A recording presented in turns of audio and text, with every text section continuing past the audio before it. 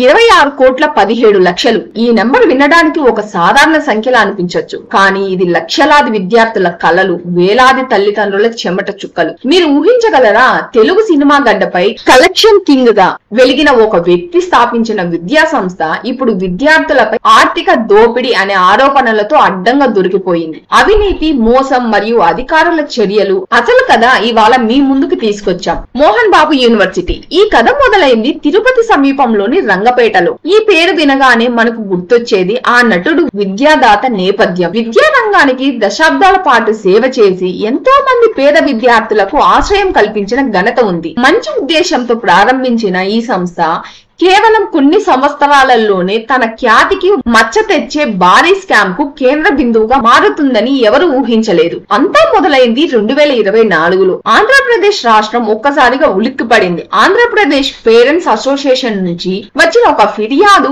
University పారదర్శకతపై పెను తుఫానును సృష్టించింది. ఆరోపణలు సాధారణంగా లేవు. ప్రభుత్వం నియంత్రించిన ఫీజు స్లాబ్లను ఏమాత్రం లెక్క చేయకుండా ఇష్టం వచ్చినట్లు అధిక ఫీజు వసూలు చేయడం, విద్యార్థుల చదువు పూర్తయినా కూడా అదనపు ఫీజులు వసూలు చేయడానికి వారి అసలు సర్టిఫికెట్లను ఇవ్వకుండా నిలిపివేయడం, హాస్టల్లో అసలు ఉండని విద్యార్థుల నుంచి కూడా హాస్టల్ మెస్ ఫీజుల పేరుతో డబ్బులు గుంజి దొంగ బిల్లులు సృష్టించడం, ఇక్కడ హాజరు పట్టికలో కూడా లెక్కలు సరిగ్గా లేవనేదే మరో సంచలన ఆరోపణ. ఈ ఫిర్యాదుల ఆధారంగా రంగంలోకి దిగిన ఏపీహెచ్ఈఆర్ఎంసీ అంటే ఉన్నత విద్యా నియంత్రణ మరియు పర్యవేక్షణ కమిషన్. వారు ప్రతి ఫైలును, ప్రతి బిల్లును, ప్రతి విద్యార్థి రికార్డును మైక్రోస్కోప్ కింద పెట్టి పరిశోధించారు. అప్పుడే బయటపడింది అసలు నిజం. 2022-24 మధ్య యూనివర్సిటీ చేసిన అక్రమ వసూలు మొత్తం ఎంతో తెలుసా? అక్షరాల 26,17,00,000. Tuition fees, building fees, transport, lab ఫీజులు అనే రకరకాల పేరుతో ప్రభుత్వం కళ్లు గప్పి వసూలు చేశారు. అంటే ప్రతి విద్యార్థి శ్రమను, వారి తల్లిదండ్రుల ఆశలను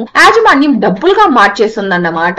సెప్టెంబర్ 17, 2025న ఏపీహెచ్ఈఆర్ఎంసీ ఒక చారిత్రాత్మక తీర్పు ఇచ్చింది. యూనివర్సిటీకి 15 లక్షల భారీ జరిమానా విధించింది. అక్రమంగా వసూలు చేసిన 26 కోట్లను వెంటనే ఒక్క రూపాయి కూడా తగ్గకుండా విద్యార్థులకు తిరిగి చెల్లించాలని స్పష్టమైన ఆదేశాలిచ్చింది. దీనితో పాటు యూనివర్సిటీ గుర్తింపును రద్దు చేయమని ప్రభుత్వాన్ని కోరింది. ఈ వార్త బయటపడిన వెంటనే విద్యార్థులు, పేరెంట్స్ అసోసియేషన్లు తీవ్ర ఆందోళన చెందుతున్నారు. సోషల్ మీడియాలో పెద్ద చర్చ మొదలైంది. ఈ స్కామ్ వల్ల విద్యార్థుల భవిష్యత్ దెబ్బతింటుందనే భావన తీవ్రంగా వ్యాపించింది. మంచి ఉద్దేశంతో ప్రారంభమైన ఈ స్కామ్ తన ఖ్యాతికి మాయని మచ్చగా మారింది. కానీ ఈ కథ ఇక్కడితో అయిపోలేదు. యూనివర్సిటీ యాజమాన్యం ఈ ఆరోపణలను ఒప్పుకోకుండా ప్రో ఛాన్సలర్ మంచు విష్ణు, మేము అన్ని విచారణలకు సహకరించాం అని ప్రకటన ఇచ్చారు. అంతేకాకుండా ఏపీహెచ్ఈఆర్ఎంసీ ఆదేశాలపై తాత్కాలిక స్టే కోసం హైకోర్టులో పిటిషన్ వేశారు. సెప్టెంబర్ 26, 2025న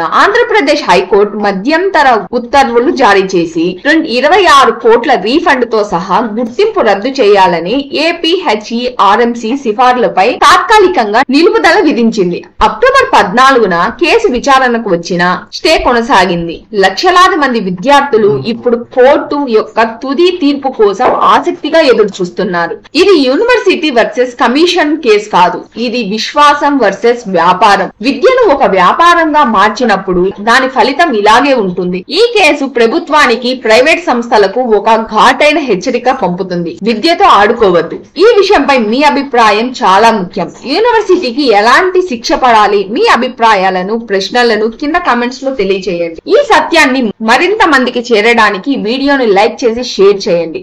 అలాగే ఇలాంటి అసలైన స్టోరీస్ కోసం దినకర్ టాక్స్ ని ఇప్పుడే సబ్స్క్రైబ్ చేసుకోండి. ధన్యవాదాలు.